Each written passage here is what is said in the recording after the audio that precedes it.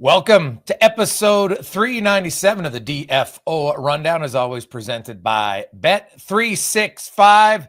Get in the game, it's never ordinary at Bet365. Be sure to use the promo code NATION. I'm Jason Gregor, and just want to explain to everybody, because we had lots of texts and tweets, people wondering what up. So Frank's like a free agent. So the Rundown's going to continue. We'll have a few pods this week with some special guest hosts. And then we'll take some time off like we do every summer. And then we'll be back next year and with a regular full-time host. So obviously we had a great time working with Frank over the years, and wish him all the best. And we'll see him in other platforms, but he's like a free agent now in the pod world. So he's moving on, trying some other stuff. But the Rundown will continue, and we will have a full-time co-host coming in the fall. Today, we're going to have a Hockey Hall of Famer, Chris Pronger, join us. We'll talk about some of the signings, talk about free agency. Also, he's a player who, had his career cut short due to injury. And we've seen that a little bit. We've seen some guys lately, Jonathan Taves, Gabriel Landeskog, guys who will rehab for over 2 years to try to get back in the game. And you know what? Sounds like there might be another player going down that similar path, and Alex Pietrangelo, lots of talk that he's got some serious injuries and won't be playing this year, and we'll see how long it lasts. But early reports are he'll be done for the regular season, if not longer, so potentially out for a full calendar year. So Vegas will be without Pietrangelo. Also, Nick Hague traded over the weekend. He is now a member of the Nashville Predators, signed a new deal, 4 years at $5.5 million. Good cake for Nick. Jeremy Lauzon goes back to Vegas, as does Colton Sissons. So Vegas gets a good third line / fourth line center, could take some draws, kill penalties. Jeremy Lauzon is going to fit in. Vegas likes to play in your face, aggressive style. I think Vegas fans are really going to like him. So solid trade. And Nashville's hoping that Nick Hague can, step into a bigger role. I got pretty good defense core in Vegas, and maybe that limited his minutes. So we'll see. We'll talk about that. Matthew Nyes, of course, Leaf fans, they got to be pretty happy. Matthew Nyes signs 6-year deal at $7.75 million. So he avoids arbitration, offer sheet potentially. They also got John Tavares at $4.3 million. So those two come in just around $12 million between the two of them. It's kind of like one player when you look at the old contracts of Tavares and Mitch Marner. And speaking of Mitch Marner, we've said on the pod and elsewhere for a month, we thought Vegas was going to be heavily into Mitch Marner, and it sounds like they're going down that path. There was talk of maybe even a sign and trade, so then he could sign a deal with there. Now, if it's a sign and trade, it's got to be an 8-year deal. If it's not, then maybe they'll just sign for less and they don't ship out a player. Now, the rumor was it would be Matt Roy. That was not Matt Roy, but Nicholas Roy that was going to go in that deal, according to Friedman. But we'll see if that's the case. But Mitch Marner to Vegas, this kind of seems to be a foregone conclusion. We'll welcome in Ty a little bit earlier today. Ty, how you doing, Matt? I'm doing good, Greg's. It was a little bit of a quieter weekend, I feel like, than we maybe thought it was going to be. Like, outside of I know we got the Marner smoke you just talked about, but like outside of that, Dobson and kind of Crickets, Gibson, I guess. But the Gibson trade's interesting for the Ducks. I want to get into that because they trade John Gibson to Detroit. They get Mrazek a second and a fourth in return. But then they also, yesterday, they signed Ville Husso to a 2-year deal at 2.2. So they got Husso at 2.2. They got Mrazek at 4.25. And they haven't signed Dostal yet, who's obviously their starter, and he's going to get big ticket. That's a pretty hefty price tag for your number 3. And I wonder if they're just doing that to ensure that no one claims them if they have to put one of them on waivers so they have a depth goalie just in case. Because that's a lot of money. Now, they're not a cap team. It's 1 year of Mrazek, 2 years for Husso, but that caught my eye a little bit, that signing by the Ducks. Yeah, and I mean, Ville Husso is, credit to anyone who can go out there and secure the bag that way, but he basically turned, 40 decent games in St. Louis? Like, when he signed that big ticket in Detroit, and that was even, a 4x4 or a 5.4, he only had 57 games under his belt, and his numbers, they were good, but like, he's parlayed that into almost 20 some $million of career earnings. That's crazy. Well, dude, yeah, it was 4.75, the 4-year deal that he just finished. And hasn't necessarily played a ton of games in that. I think he started, if my memory is correct, 30, I think not even started. I think he played 88 games total in 4 years with a cap hit of 4.7 each year. Like, it's good cake if you can get it, man. And now he gets a 2-year deal at 2.2. It's unreal. Like, what they obviously everybody sees potential. And I know with the Ducks, he played 4 games and he had a 925. He basically said 4 games because in Detroit, he never had a save percentage above 896 in any season. It's wild to me, like absolutely wild. This guy gets hot at the right time and teams like, well, let's sign him. But it's amazing. Like, he's going to make what? 2.2. He's at 5. Like, he's basically turning that contract into $23 million. And the guy's barely played, like, he's not even played 200 games. Yeah, his career. I'm looking at his Puckpedia right now. 21.1 million in career earnings, and that's before this deal kicks in. So as long as he plays out both years and doesn't get bought out, he's going to be $25 million in career earnings, or just north of it, which is absolutely wild. And the Ducks, even with the now $6 million to Husso and Mrazek, they still have $30 million in cap space. Like, I can't imagine they're going to be sitting there with much of that sitting around. Like, they should be trying to do something. Well, I would assume so. Now, Dostal's going to get a pretty big ticket. He's a really good goalie. So I'm thinking 6, 7, maybe more. We'll see. And I know Shesterkin got huge money, but Dostal is really good, and we'll see if he can parlay that into it. Something like he has arbitration rights, so I would think he's going to file for arbitration. We'll see. Would he be an offer sheet candidate? I don't think so, just because there's not a lot of teams that I think maybe have the money to go out. But it's one to watch because, man, Dostal's kind of that next wave of young, really good goalies. Oh, yeah, he's really good. And on the Gibson front as well. I mean, remember a few weeks ago when we were talking about a potential Gibson deal, and obviously you and I being in Edmonton talk about it a lot, but it was like, oh, Anaheim wants 2 first-round picks, 2 premium assets, and he ends up going for a 2nd and a 4th, and the Peter Mrazek money goes the other way as well. So the Ducks had to take back a contract for the year, which, I mean, assuming with the Husso deal, they didn't even really want Mrazek. But it's just funny that, like, goalies never go for as much as you think they do. Like, even Markstrom last year, that was a first-round pick in Kevin Ball, and granted, Kevin Ball's worked out now. He's got a $5 million huge ticket. But even that was with $2 million retained for what, 3 seasons of Jacob Markstrom? Like, it almost felt like New Jersey was paying more for the retention than for the actual goalie.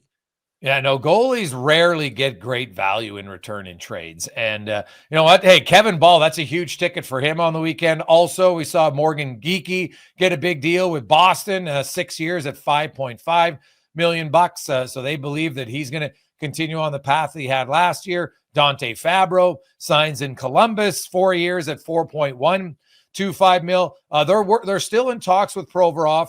It's kind of the last day where they have the 100% rights. And now sometimes we do see teams circle back with players, right? I think Winnipeg, there hasn't been a lot of talk with them and Mason Appleton, but they're a team that in the past will wait and then they just circle back and then the deal's done and done in a very short order of time. So I still think there's a chance. I do know there's going to be quite a bit of interest for Mason Appleton out there. I think the Boston Bruins would have interest. The Detroit Red Wings would have interest. Utah, just a list of some teams I think that would have interest on Mason Appleton if he goes to the market or not. And then there's probably a few other ones that I'm unaware of, but those are just ones that I think are starting to look at a player like that. Claude Giroux, Ottawa is going to like that signing, $2 million for 1 year. So he opted to stay there. I know people said, oh, he could have got more in the free agent market. It's true, but Claude Giroux lives in Ottawa. He's made huge money in his career. He's at this stage of your life, when you've made that much money. I love what John Tavares said. John Tavares said, hey, I've done pretty well. And then he goes, well, I'm still doing pretty well. Like $4.3 million isn't, now that's, I should say 4.3 American. So it's closer to 6 Canadian if you're a Canadian living in the country. So he's doing just fine, especially after coming off a deal where he made 11 mil a year. So a lot of the players, when you're a veteran, it's about comfort. And if you can still contribute and give the team a little bit of a hometown discount, then great. Like those are actual hometown discounts, right? Like Sam Bennett, he got his big deal on the weekend, 8 years, $8 million. Like that's no hometown discount. The Florida Panthers, and I will keep arguing this, they keep their players and their players make the savings on taxes. But Sam Bennett, I know there's, someone would pay him $10 million. Why? I love Sam Bennett. Like, I think he's an unbelievable player. He scored 50 points once, and he had it a career playoff. Crosby and Ovechkin are considered generational players. They scored 15 playoff goals once. Sam Bennett just did it. It's awesome. But to think he's going to do that again is highly, highly, highly unlikely. So don't tell me that Florida got a great discount on Sam Bennett. Like, they paid a premium for Sam Bennett. He's a 50-point player once. I know he's a good player in the playoffs. I love him. But what if you don't go on a deep playoff run? Are you going to get great value from him? Like, you got to go on a great playoff run every year to get good value at $8 million based on what he's done in the regular season. Now, maybe he's a little bit of a late developer, and now he's going to be a 60-point guy moving forward. We'll see. But he's going to have to do that to make that deal really work out. And listen, Florida has back-to-back Stanley Cup championships, so no one's going to be complaining about things when they eventually have to go through a bit of a dry spell. But like, looking at their cap picture here, there's going to come a point where they're going to have Verhaeghe and Bennett and Reinhart all north of 35 years old and making a combined 8, 16, $23.6 million. Like, you're right. Like, the idea that Florida's just getting these bargain bin contracts all over the place, and I get the cap will go up, so those will get easier to stomach kind of as you move on, but they all have full no movement clauses throughout the deal, right? Kachuk, Barkov do as well. They're paying to keep these guys around, and it's funny that there was times when I know people roasted the Chicago Blackhawks way back in the day for, you can't just pay to be loyal, and that's what gets you in trouble with all these contracts. That's what Florida's doing, but because guys take, like you said, on the surface, a bit of a cheaper deal, everyone applauds them for it. But I don't know, there's going to be some overpays in there. Like, there's going to come a point where they can't just keep paying to keep everybody around.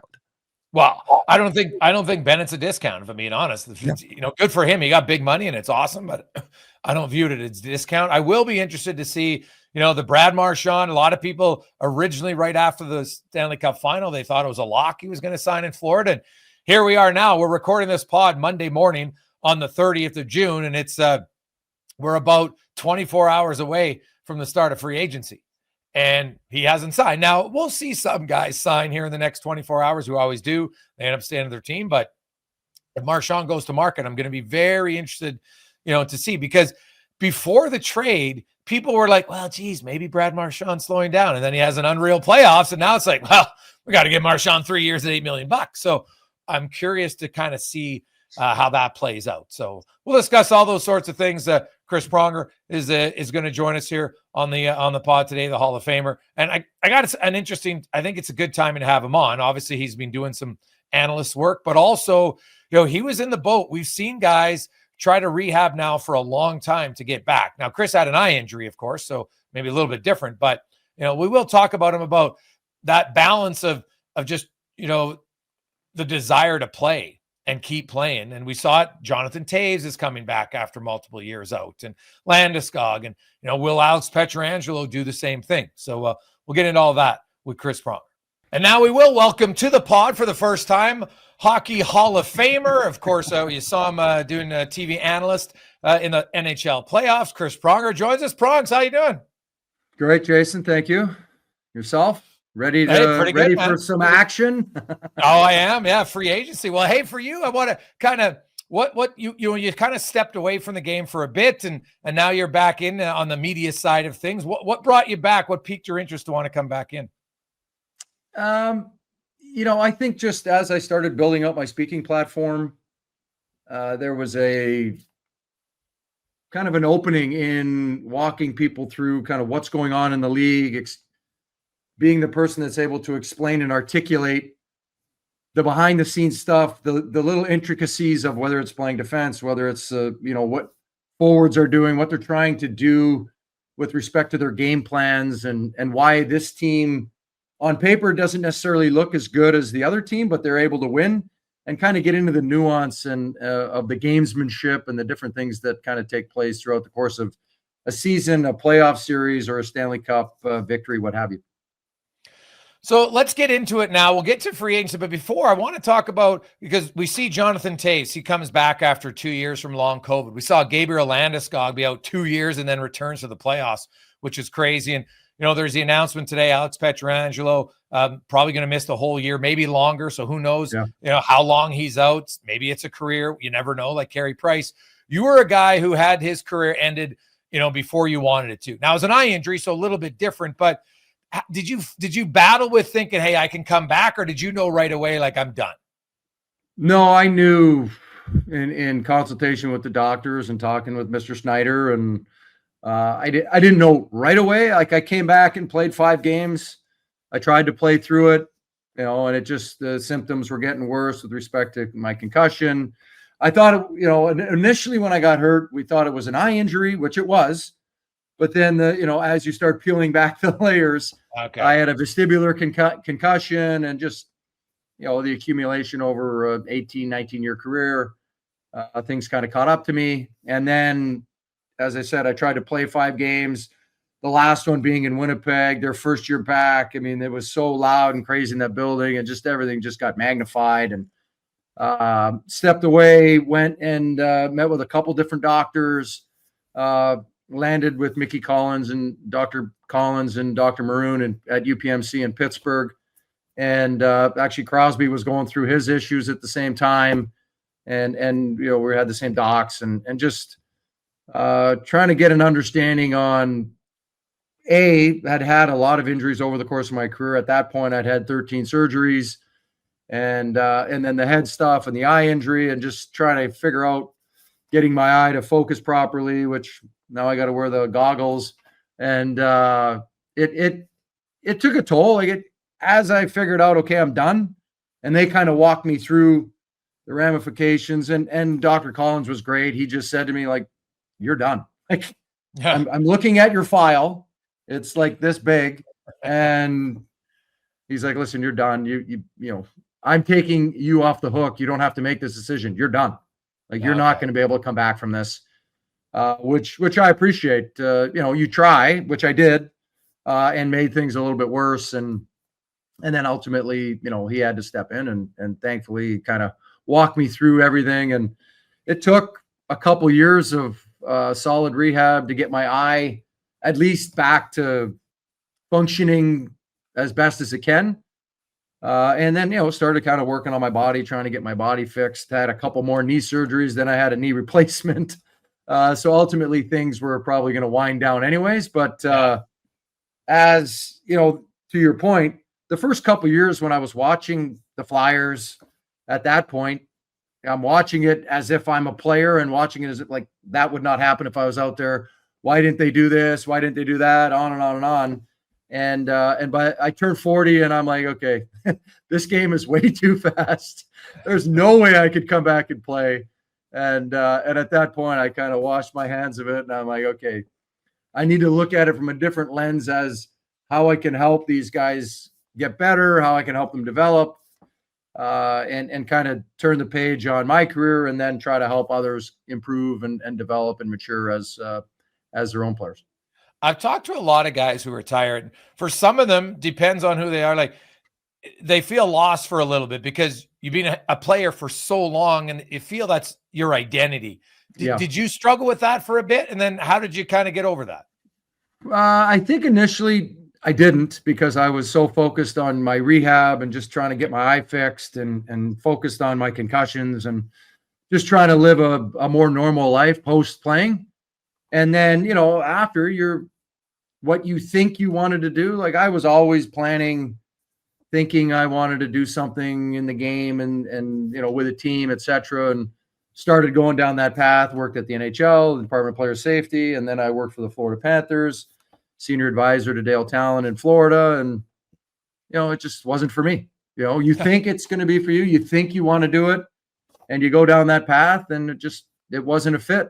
And so, I stepped away. I started doing my own stuff, trying to figure that out. So yes, you do struggle with identity after that, because everything is kind of tied to hockey. I always tried to not be Chris, the hockey player, and just try to have outside endeavors and things of that nature that were going to take my attention and focus away from hockey 24/7, and kind of give myself a break.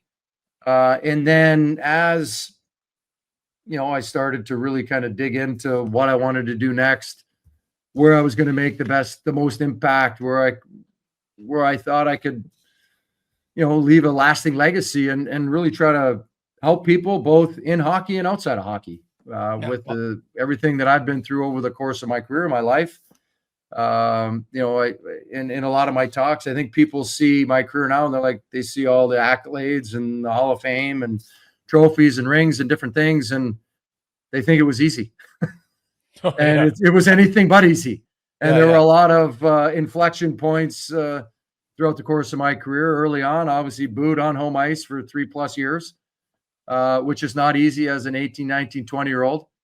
There's a lot of pressure, a lot of that famous word potential. Yeah. And is he ever going to live up to it? Is he ever going to get it? Is, on and on and on. So, for me, I try to peel back that onion layer and really walk people through, whether it be their athletes, whether it be their business people, entrepreneurs, what have you, the process and the commitment it takes, and the discipline and the sacrifice and the consistency to improve each and every day. It may take you 2 years, it may take you 10 years to ultimately accomplish whatever goal that is. And you have to have good habits, you have to be disciplined, and you have to be consistent in what you want and what you're willing to do to be successful. Yeah, makes a lot of sense. Now, you mentioned management, then we'll get into what's going on in the world. What was it about management that just didn't appeal to you at that time in Florida? I just, when you're brought in for your opinion, it's never taken. No. I mean, why am I here? Right. Ultimately, and I think just at the time, Florida was just going through a growth. There was a lot of bodies there. Louis had just retired, and there was just a bunch of different guys, and the writing was on the wall. I'm smart enough to realize where things are headed, and I wasn't moving to Florida. I lived in St. Louis and was doing a lot of different scouting and different things, and pro scouting out of St. Louis, and traveling to different parts, Ontario and college and different places to scout players, and ultimately just it wasn't a fit for me. I didn't want to do that anymore, and had been immersed in hockey for 30+ years, and just wanted to do something different. Yeah. Well, that makes sense. Well, now you're back in, so let's get into it. It's the day before free agency, and for the first year in a while, there's a lot of cap space available in free agency. I've had many GMs tell me that insanity reigns on July 1st. Now, did you ever make it? I don't think you did, right? Like, do you regret that? Or was you're like, hey, I made lots of money, it's no big deal. But did you ever regret saying, God, it would have been nice just to see how a July 1st would have been for Chris Pronger? Yeah, it was. There was a few things. Just so you know, I do have a book coming out in April. Okay. It may touch on some of this stuff. Okay, nice. But yeah, yes and no. I mean, I'm happy with kind of where I'm at. I obviously Edmonton, I signed a long-term deal. That's in the book. I thought coming out of the lockout, I was going to become a free agent based on everything that transpired during the course of the lockout and my age and everything. There were 3 players that should have become free agents: myself, Marty St. Louis, and Sergei Gonchar. And they decided to roll over free agency 1 year and start. Oh yeah. Oh, 3 of us got screwed. Oh yeah. No, because it wasn't talked about. Wow. Because nobody gives a crap, because it was only us 3. And there were 7, and people just wanted to play hockey, which I get. But they should have cut free agency right out of the gate. But they they gave it a moratorium, if you will, of coming out. So I was expecting to become a free agent. Okay. And I didn't become a free agent. So there's obviously a ton more to it. But the 3 of us kind of we all 3 thought we were going to become free agents, and we weren't. Wow. Okay. Well, that's geez, that's odd. How many guys who could say, "Hey, I'm coming to free agency, and now I'm not a free agent." Yeah, exactly. Well, that was my assumption, that as the CBA, the details of the CBA were being worked on, my understanding was that free agency was going to be lowered. but it should have been lowered right out of the gate. If you're doing a new CBA, shouldn't it start right away? Yeah. I mean, it should. Yeah. It should immediately begin at the right number, which I would have fell on. Okay. Right. So then they rolled it back a year later. Yeah. Oh, jeez. Yeah.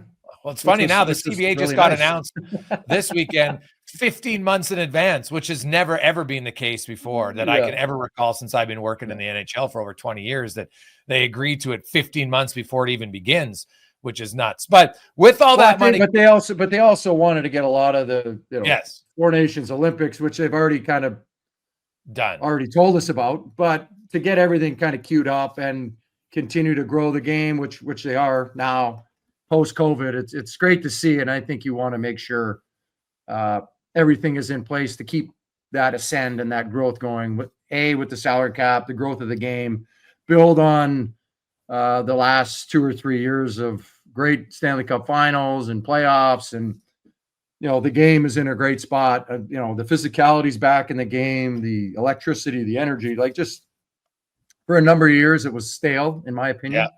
Yeah. And now, just the rivalries and the anger and the vitriol that some of these teams and players have for each other. It's awesome. It's great entertainment. It provides great storylines. And I think it just makes for a lot more fun in the game. As a guy who played in the Olympics in the season, but then also, if I'm not mistaken, played when they used to have it before the season for the World Cups and stuff. As a player, do you think it's better to play the tournament like Four Nations when they bring it back? Would it be better to play it in August, September, or in mid-season? No, could be because you look at the toll that the Stanley Cup finals, the Stanley Cup playoffs, and then those that get to the Stanley Cup finals and the teams that win. The toll that it takes on those players and teams. And think about the mass unit that we find out about postseason. This guy's getting surgery. This guy played with XYZ. In order to roll over from mid to late June to then start a real, grade A tournament late August, early September is insane. That's not enough time to have the best players recover and fully prepare for a long grind of a season and get ramped back up. Half of them are not even going to be ready for training camp. Yeah. Let alone, that part of the, late summer, early fall. I do think putting it in, while it's never ideal and it's not ideal, in order to get everybody playing at that peak time. Are there going to be injuries? Yes, but the best fit is late January, early February. And it's not ideal, but it's the best time to do it. But you think you had the Four Nations this past year. I know it was only Four Nations, but still lots of star players in it. Now you're going to have the Olympics coming up in February of 26, right? Like, you're an all-star guy. You look at, the toll this has on the guys who are all playing there. McDavid and there's other teams are going to back-to-back cup finals, and then you're going to Olympics and the Four Nations. Like, is there going to reach a point where if we're going to do this every second year, eventually it's going to be too much? It will take a toll, but we're also trying to grow the game. Like, you have to do events that are going to grow the game globally.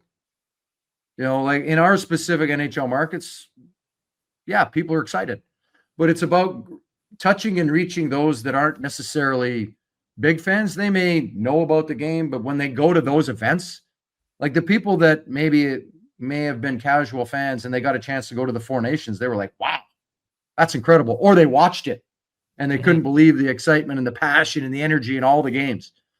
And then now add in, upcoming Olympics and just to see how excited the players are to finally be back playing in the Olympics again. And, it just, I think it's a great opportunity for us to continue to grow the game. I think the game is in a great place, as I just mentioned earlier. And, does it and will it take a toll and maybe shorten a few players' careers? It will. It always does. You take that risk every single time you lace them up, and every single year you start to play, you risk getting injured. I mean, it's a physical sport. Things like that do happen, but you can't be worried about that. You're out there competing against you want to challenge yourself, and you want to compete against the best in the world. Those are the forums. Those are the events that you want to participate in and be a huge part of. And Yeah. the players that don't get a chance of playing that are salivating at the opportunity to play in those because they know what it means to have the opportunity and get out there and compete against their fellow foes in the National Hockey and some of their friends that are on their team, so they can come back and have bragging rights and walk in with their gold medal or walk in with their Four Nations ring or whatever they get and say, "Oh, do you have one of these?" Now let's get to free agency, Chris. And you mentioned, hey, people weren't listening to you jokingly in Florida. So you look at free agency now, and I get you want to win and teams want to win, but it's like for a brief, the competitive nature of some management teams and the agents are able to prey on and say, hey, because I'm sure you've been on teams where one of your teams signed a guy and you're kind of like, holy shit, we signed this guy for this much money. He better damn well be like, do players think about that? Like, is it noticeable if all of a sudden a guy comes in, or do players not care if this guy got, they're like, wow, that's just how free agency works and good for him. No, players care, but they don't, they care that their team's getting better. They want to win. They want to add significant players to their roster. When you're on a team and you hear your GM traded a current player on your roster for a draft pick, you're not happy because you're like, no, I want to win now. Yeah. The GM and the organization may be going in a different direction, but you're like, no, I want to win now. I think we can win. And I guarantee every one of these players, whether they're on a bad team or not, they want to win now. And how can we speed that process up?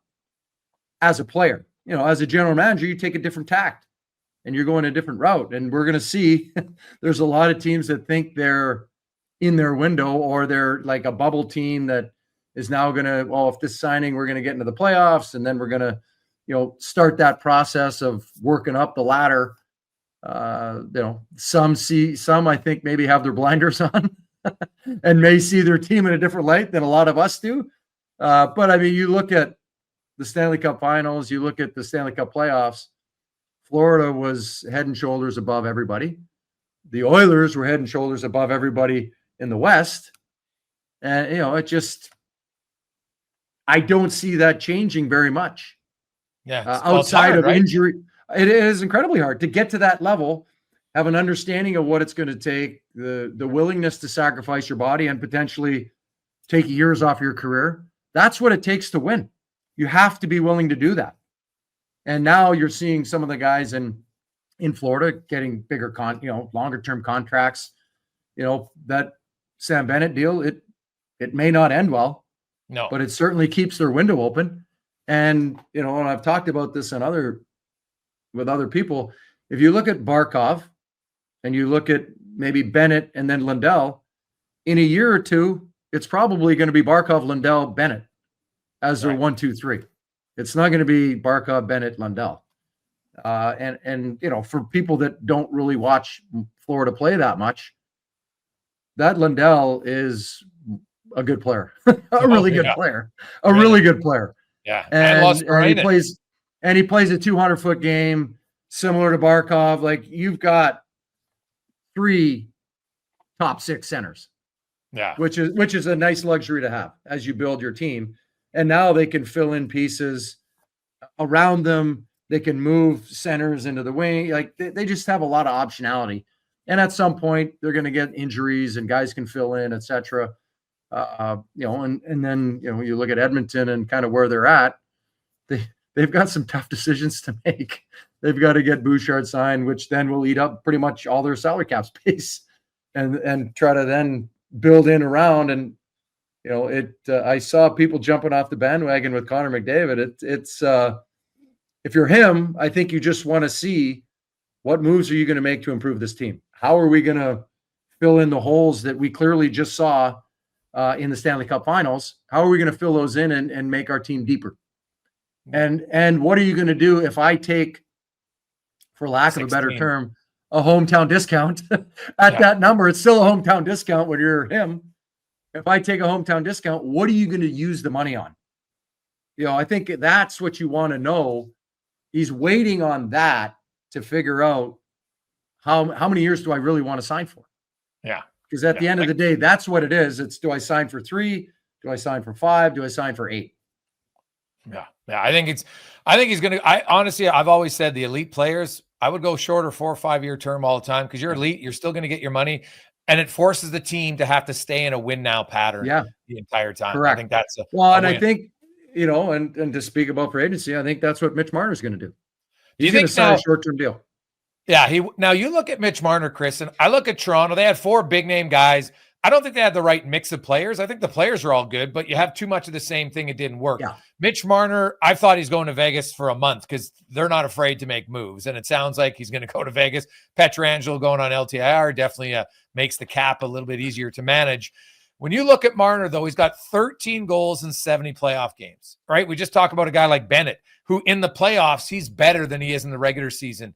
Yeah. Our teams, do you think they're going to value that more? Or is it still, hey, it's the regular season and playoffs from year to year can be a hot streak of 10, 12, 20 games, but you do 6 years and you're a 100-point guy in the regular season, you're always going to get paid. Like, what's your view of Marner and what he can bring to a team in the postseason? It is still incredibly hard to make the playoffs with parity in the league and what it takes to get into the playoffs. You still need players like that. So I don't want to discount his ability to get 100 points because it's not easy. Yeah. And he is a talent and he's a really good player. His inability to produce in the playoffs is a concern because at the end of the day, that's what he's being signed for. He's not being signed to make the playoffs. He's being signed to win championships. And whether he wasn't used properly, surrounded by the right players, however, I mean, that's not for me to decide. He's a smaller player. He's not going to get on the inside in the playoffs, and that's where all the goals are scored. You cannot be a perimeter player in the playoffs and expect to be productive. It just doesn't work that way. And the players that rise to this level during the playoffs are all players that go to the net hard.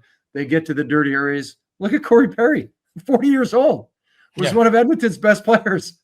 Scored a ton of big goals because where does he go? He just stands around in front of the net. Like, you have to be willing to take some punishment. You have to be willing to get to the inside, and you have to be willing to battle and fight and scratch and claw to get to loose pucks in and around the net to score goals. And I don't know if, as we just talked about for 15, 20 minutes, the toll that it takes in the playoffs and then at all these different events, sometimes players are worried about maximizing their careers. And that subconsciously plays a role. I almost retired 2 or 3 different times during the course of my career. I had a wrist injury. Different, a knee injury, different things that had happened throughout the course of my career where I thought I was done. And, it is what it is. I just wanted to make sure that I left it out there every single day I played. And, other players, he doesn't play a physical game, so it doesn't matter as much, but you still have to be able to get into the middle of the ice to be productive. Who was the best smaller player you played with or against that was really good at succeeding in the tough areas in the playoffs? Andy McDonald in Anaheim, not a big guy, but water bug like, and just his willingness to get to the net, get in and around the net. Chris Kunitz is not a big guy. Yeah. 3 cups, 4 cups, 3 in Pittsburgh, 1 in Anaheim. Played a big game, but he's like 6 feet, 109. Like, he's not big, bigger, he's not 6'4", 6'5", 6'6". He's 6 feet going to the net, playing with Crosby, just go to the net. You get some of these guys that play with these elite players, these top players, they learn where they need to be at the right times in those big moments. And with those top players, and you can look at Marner, he's played in all the big stages. It's one thing to play on the perimeter, but if you're not playing with anybody that's going to the net, you're not going to score. You're not going to provide the offense that everybody's looking at you to produce in those key moments. Quickly, before we get to Tyler, I want to ask you about some free agent defensemen. You got Ekblad, you got Gavrikov, Provorov, Orlov. Those are probably the big four names. And you look at Ekblad and Gavrikov, and Gavrikov's a really good defenseman, Chris. And I'm here probably 7-year deals, going to get huge money. Those guys, I've already looked at his skating speed at NHL Edge, and it's gone down, already from 4. It's only been tracked for 4 years. Yeah. Are you concerned about, like, if you're not a great skater and you're a good defender, like he knows how to defend. There's no doubt about that. But is he going to know how to defend if he loses his speed and be worth $7 million in 5 years? I think that's always the risk. Like, a 5-year deal makes sense. It's those extra years that are going to kill a team.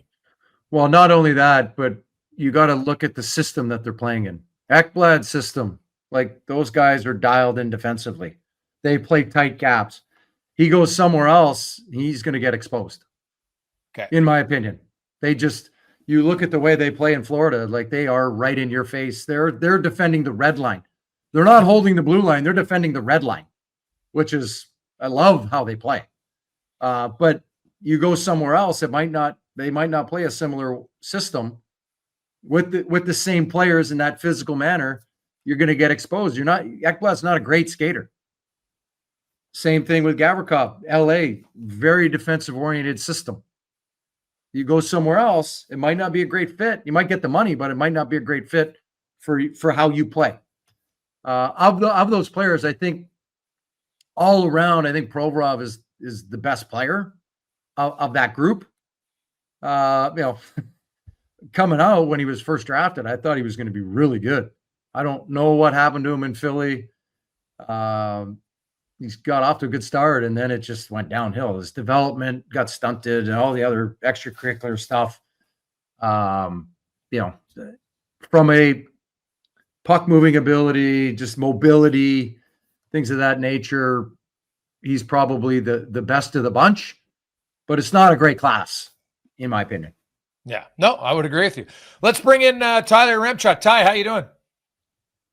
I'm doing good, gentlemen. Ready to roll with a new edition of Fill in the Blank. It is brought to you by Bet365. Download the app today. Use the promo code NATION. Whatever the moment, it's never ordinary at Bet365. I'm going to ask you guys in a second about the Stanley Cup odds over at Bet365. But let me start with this. Obviously, Friday night was the NHL's first stab at doing the decentralized draft, and the first round almost took 5 hours. Let me ask you guys, Greggs, I'll let you go first. The NHL's first attempt at a decentralized draft was blank. Well, it was long. It was a learning experience. I think there's lots of things they could do to tighten it up that it would work. Like, stop with the interview afterwards with the GMs. Those are terrible. Oh, hey, welcome to the team. Yeah, those are meant to be private. No one has to see it, okay? And if it's a good one, you can record them sitting at home or talking to them. That's fine. Here's the guy. Hey, coach, we're happy to have you. And the good ones get played later like they do in the NFL, and we just move on. So that, to me, would be an easier thing. I know some of the GMs prefer to have and scouts be in their own room. They're yelling and screaming around the table and no one hears them. Hey, I really like this guy. So I get that part of it. But made for TV, no, way too long. They got to cut down lots of it if they're going to do it again. Chris, what'd you make of it? I would agree with everything Jason said. I like seeing I think people love seeing all the action on the floor. They love the ability for a GM to go walk over to another table. They can go off a sidebar, have a conversation, work on a trade. You got the double phones working. Yeah. all the good stuff. I just think that makes for great TV. And as someone who's been drafted and the whole experience for the player, it's just the families, the players, it sucks for the kids that don't get drafted that go, but that's part of it. It's that's a life lesson in and of itself, and more motivation and fuel to the fire.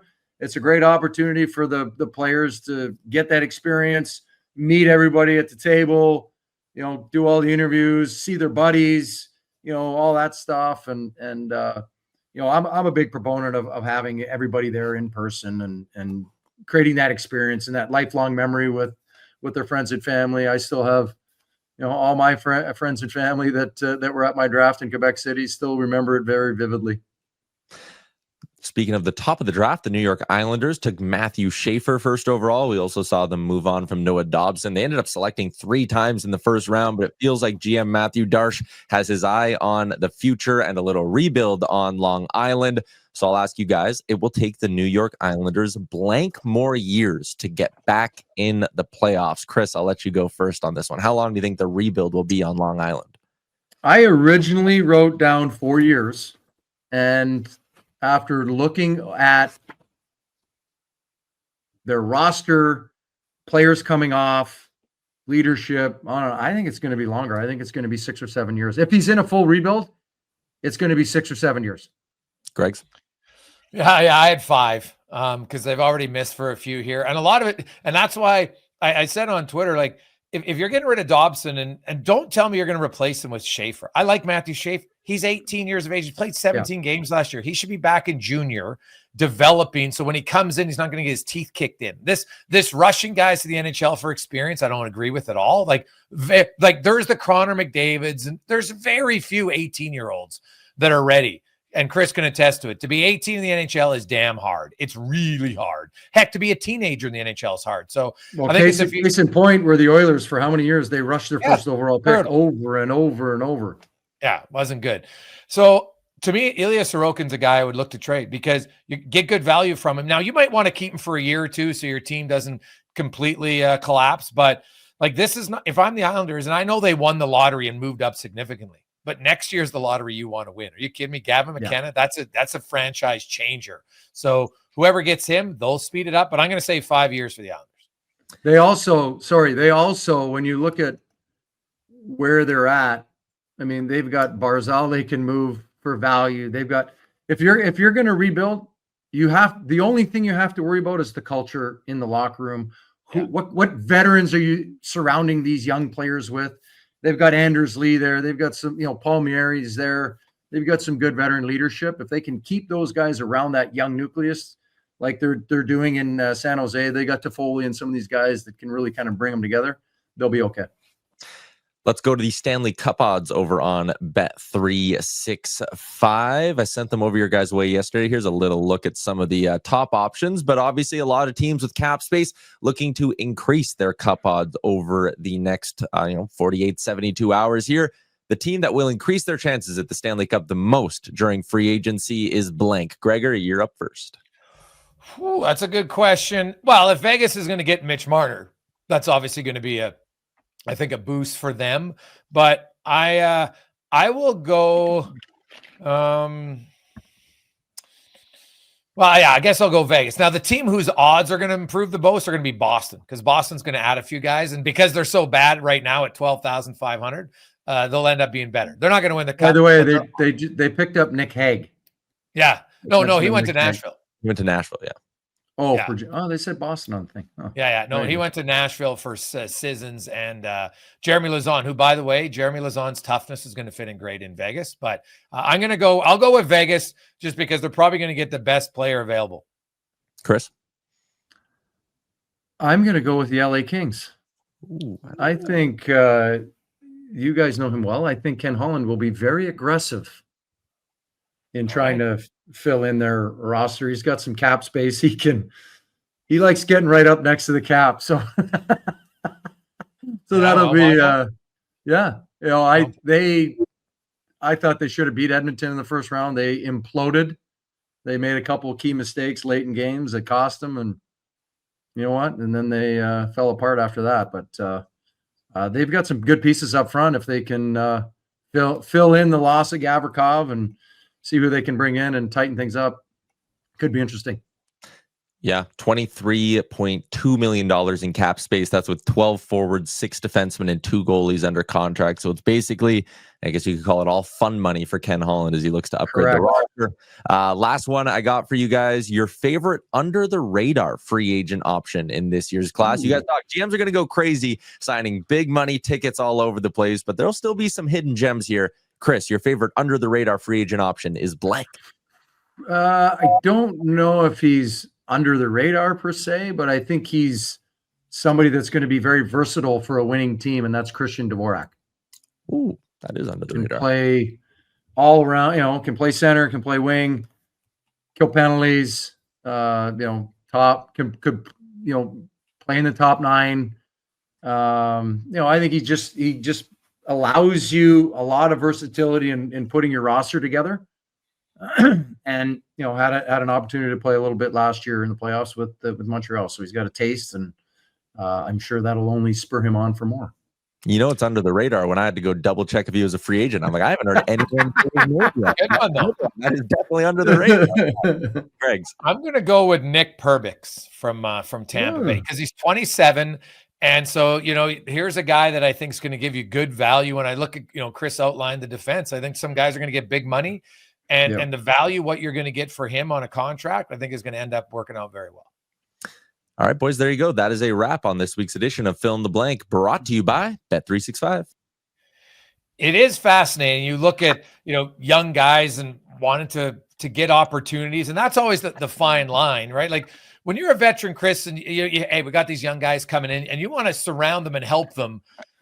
But I'm sure I always talk, the players know who's ready and who isn't ready. Ultimately, sometimes better than anybody else. You just see it in them. And sometimes a veteran player's got to go to the coach and say, hey, this guy's ready to play him more, right? Like it is interesting sometimes how, some young guys aren't ready and they just keep getting spoon fed. It doesn't work. And then some guy is ready, and you got to go in there and kind of, hey coach, what the hell are you watching here? Like, this guy's ready. Right. And so as you start skating pre-training camp, you get a chance to start touching players, hitting a little bit, getting kind of prepared for training camp. And you get a gauge on when guys are ready. How are they skating? How are they seeing the ice? You're not quite at, training camp level, regular season level, but you got a good gauge, and you've seen them the year before. You're seeing where they're at now. You can kind of see their development curve. And there's always a couple players where you're talking to the coach, you're talking to the gym, like, this guy is improving. He's good. We need to get this guy out here more. Yeah. So you need sometimes the leader player has to step up and say, hey, politely, we got to get this guy in here. And in a cap world now, this guy is ready. Play him. And in a cap world, it's even more important, because now absolutely. We got some young guys. Like at the end of the year meetings, before we let you go, at the end of the year meetings, you were always a leader on your team. With the GM, would you sit down and, they're kind of talking? Because I would think I want to get my leaders' involvement in the players, not just ask, hey, what do you think of the coach, but which one of our young guys, maybe we're not ready for. So I don't want to go out and waste money on a free agent at $3 million when I got a guy here on an entry-level deal who can easily fill that role. Yeah, I think more so now than maybe when I played, as the cap has, taken a drastic turn. Everybody's against a cap. Not a lot of, now we're seeing a little space, but I think you do want to get a debrief from your leaders on your team. How the season went, what do you need to do? Can you be a better leader? On and on and on. If you didn't win, and then it's, what do we need as a team? What do you see? I think a good manager always kind of checks in with the players. Like, maybe they're seeing something you're not seeing. So you ask the question, like, what do you see with our team? If you didn't win, what did you see? What were we missing? How did we lose this game, that game, etc.? Where did we go wrong? And then you can kind of fill in the blanks and be like, oh, I didn't notice that. I didn't realize that player, I didn't think that injury was bothering that player, things of that nature.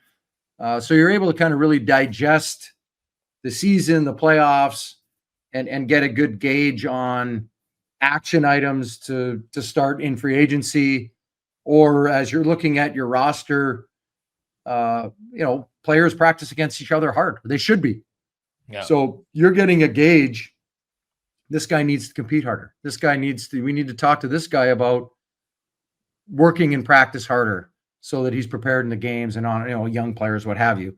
And that alone can help fill in, as you're talking about, fill in these holes with cheaper players that may be able to provide the same service and the same value at a position as a free agent or some, a veteran player. Chris, man, it's been great having you on. Enjoy the summer, and we'll be talking to you. I know you're going to be back involved heavily in the media world in the upcoming season. The book, do you have a name for the book that's coming out in April yet? Not quite yet. We're very close. I'll give you one. I give you one, buddy. Old school. How about The Human Rake? Oh, yeah, that's one of my greatest nicknames. Oh, it's still awesome. We still have those promos. Hey, this is Chris Pronger, aka the Human Rake, and you're listening to Gregor's show. He's awesome. Love it. I'll add that to the list. Yeah, you put it in there. I know it's not a real top seller one because people would know it is, but it's class. You could just put it in the chapter, just one list. Yes. That'd be awesome. I believe we call that inside baseball. No pun intended. Yeah, exactly. I love it. Great stuff, man. We appreciate it. Right. Enjoy free agency, and for fun, who is your candidate to be? We talk like, and I know this is a tough one, but the guy who's going to get the biggest term that's probably not going to age great. Oh man. Term.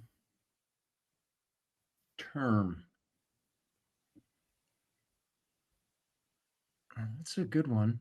Well, if it's term, Brad Marchand.